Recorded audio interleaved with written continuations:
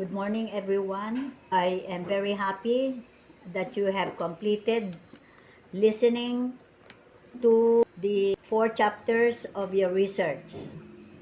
And this time, we are ready to discuss on new chapter 5. Chapter 5 is the summary, conclusions, and recommendations of your research. As everybody knows, chapter 5 is the very important chapter of your research, mainly because this chapter states what has been discovered from your research. Going back to chapter 1, it states the different problem that needs to be discovered from your research. So, for chapter 5, you're going to start your discussion presenting the statement of the problem. So you have to recall the statement stated in chapter 1. So I have here the different questions or the different problems stated in chapter 1. Say for instance, your study dealt on the classroom management styles of grade 6 teachers at Caloocan North Elementary School, its impact to academic performance.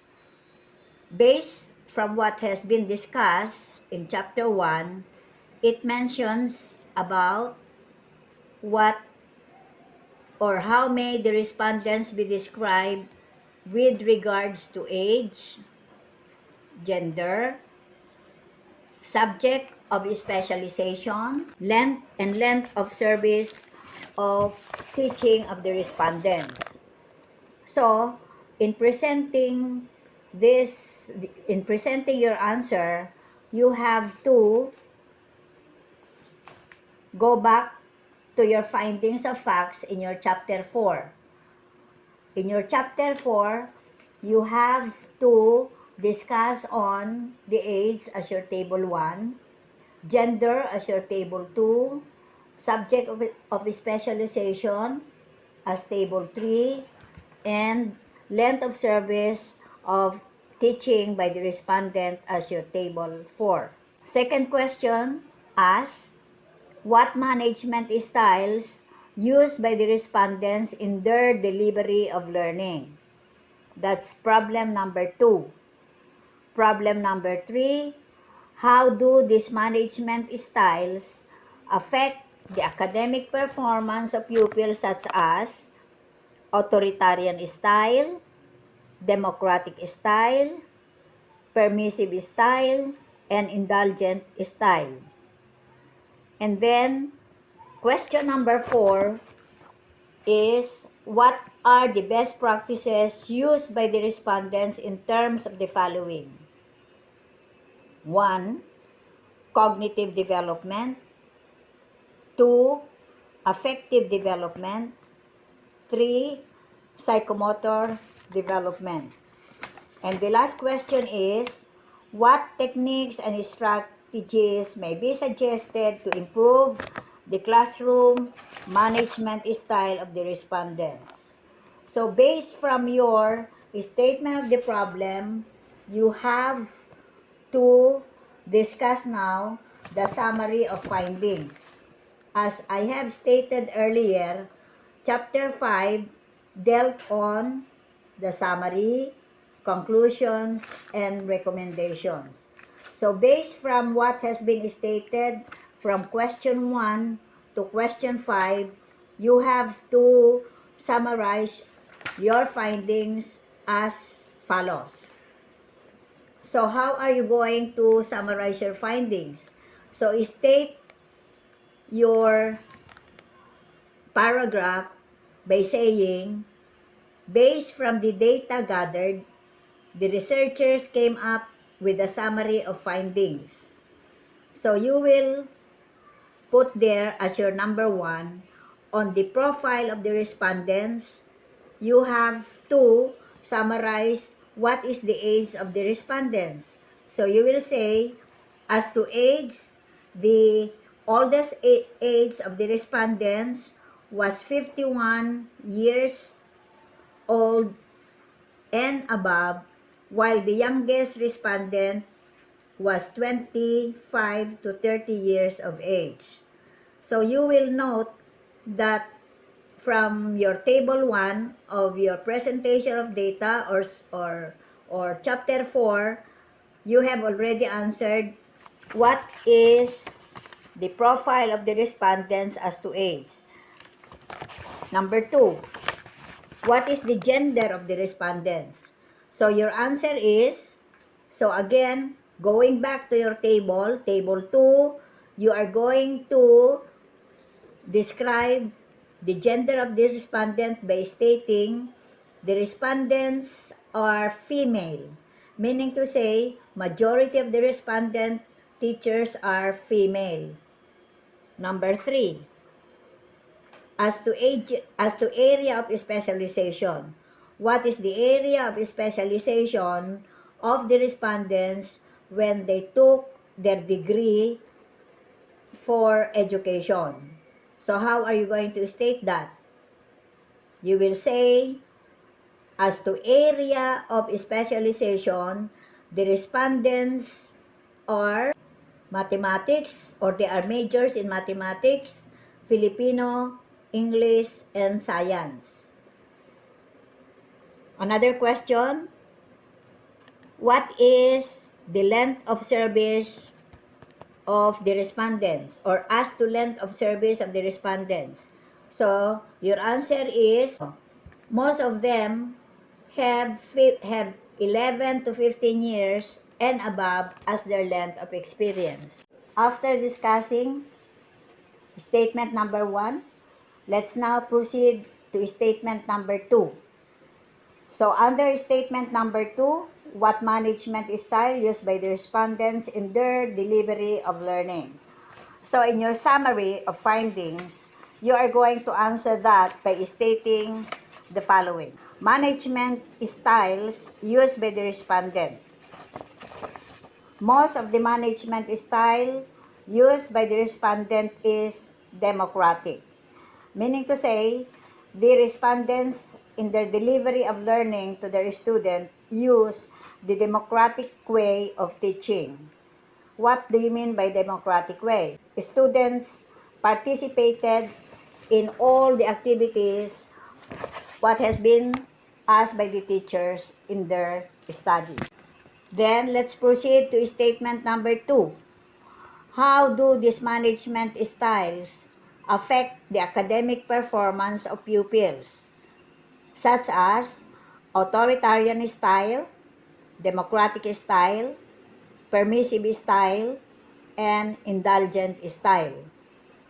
This problem is very important because every teacher should have a very good performance, academic performance to their pupils. Evaluates how the effectiveness and efficiency of the teacher in teaching. So their style may affect whatever performance is taken by the pupils. So how are you going to state your findings?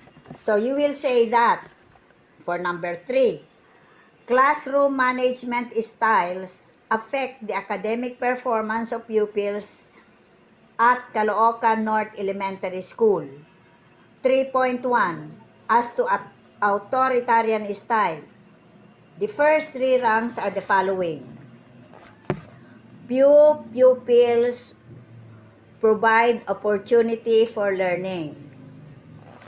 Number 2, absenteeism is seen under the authoritarian style. And number 3, students lose their self-esteem. So, those are the findings for authoritarian style teachers. As to democratic style teaching, the first 3 ranks are the following. Students solve their own problems. Number 2, The pupils are motivated to achieve their goals, meaning they find interest in learning because the teacher demonstrated or used the democratic way of teaching. And lastly, pupils develop their critical and analytical thinking skills. So that is the result, or that is the findings under the democratic style of the respondents. Number 3, style. This is the permissive style. The findings indicated the first 3 ranks. Number 1, unmotivated pupils to learn. Number 2, they have lots of freedom to learn. And number 3, they have lack self-control. Another style. This is the indulgent style. The findings indicated the following ranking. First rank, or number 1, pupils exhibit poor leadership skills. Number 2, students showed low self-esteem. And number 3, pupils are attention seeker. So those are the findings under the effect of the management styles used by the respondents in the academic performance of their pupils. Question number 4. What are the best practices used by the respondents in terms of the following? Cognitive development, affective development, and psychomotor development. So to answer that question, your findings or the findings based from chapter 4 are the following.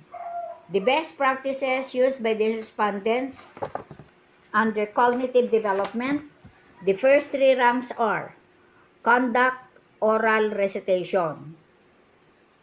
Second, explain the grading system. Number 3, assess the pupils before or after the lesson. That is under the cognitive, the best practices under the cognitive development. For affective development, the best practices used by the respondents are, the first 3 ranks are the following. Number 1, integrates values in teaching.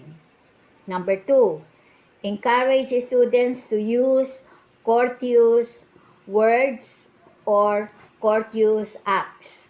Number 3, reminds students to obey school rules and regulations. So, the best practices under affective development will develop in the pupils a wholesome individual that may become good citizens of tomorrow. For psychomotor development, what are the best practices used by the respondents? The first 3 ranks are the following. Rank 1, pupils appreciate their activities. Rank 2, pupils encouraged to participate in school activities. And number 3, pupils expressing their ideas, thoughts, and options. So these are the best practices used by the respondents. So for item number 5, or question number 5, what techniques and strategies may be suggested to improve the classroom management styles of the respondents?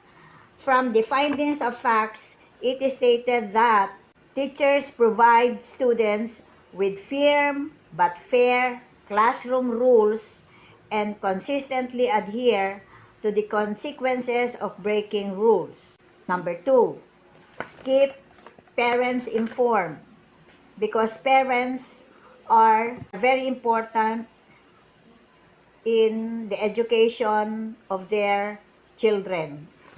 And lastly, teachers should create a positive relationship between and among the students, among the parents, and among the different personnel of the school. So you are going to state all those. Now take note that In question number 4, what are the best practices? Basing from your questionnaire, there are different practices wherein the respondents can choose from. So you, as the writer, should only choose the 3 best practices to include in your summary of findings. Do not include everything that has been written or everything that has been included in your questionnaire. You have to limit your answers for only 3 options or the first 3 ranking that has been chosen by the respondents. So after you have summarized the findings, you are now ready to state your conclusion. Remember, in stating your conclusion, you have to state it in 1 sentence so that it is understandable to the reader and for those who will be using your thesis as a reference in the future. How are you going to state your conclusion? Be sure that your conclusion should be parallel to the summary of findings. Say for instance, what has been found in question number 1 should be your conclusion number 1. For question number 2 or statement number 2 and what has been summarized under question number 2 should be your conclusion number 2 and so on and so forth. Meaning to say, if you have 5 questions, you should also have 5 conclusions. Because, as what has been discussed, your conclusion should be parallel to your question, should be parallel to your summary of findings, so that your summary of findings and conclusions are parallel to each other. Okay, going back to your summary of findings, how are you going to state it? Again, let's go back to your question number 1 or statement number 1. It says, how may the respondents be described in terms of age, gender, subject of specialization, and length of service? So making your conclusion, you will say there are varied descriptions of the respondents as to age, gender, area of specialization, and length of service. Take note, this is a 1-sentence conclusion. In your summary of findings, you have stated what has been found from the questionnaire gathered by the respondents. So summarize it and make the conclusion out of the summary of findings. Conclusion number 2. What management style used by the respondents in the delivery of learning? So how are you going to answer that? Again, basing from the summary of findings, you will have to make 1 sentence to describe your conclusion number 2. And based from your summary of findings, you will say, the democratic style was used by the respondents in teaching their students for their classroom management. So again, take note, this is a 1-sentence conclusion. Number 3, the question is, how do these management styles affect the academic performance of the pupils? Now, we are ready to answer this in our conclusion number 2. How do these management styles affect the academic performance? How will you state your conclusion number 3? So you will write that teachers should conduct oral recitation to improve the academic performance of their students. What performance? Performance in the cognitive, in the affective, and in the psychomotor domain. When we say cognitive domain, improve the cognitive domain, this refers to the knowledge learned by the students. Affective domain, this refers to the integration of values and the effect of their character in their personality as human being and soon to become citizens of this country. And of course, the psychomotor development, this refers to the action of the students later on and forming a habit to become productive and good citizens in the future. So statement number 4, it is already discussed. Statement number 5. What techniques and strategies may be suggested to improve the classroom management styles of the respondents? So what technique and strategies may be used by the respondents?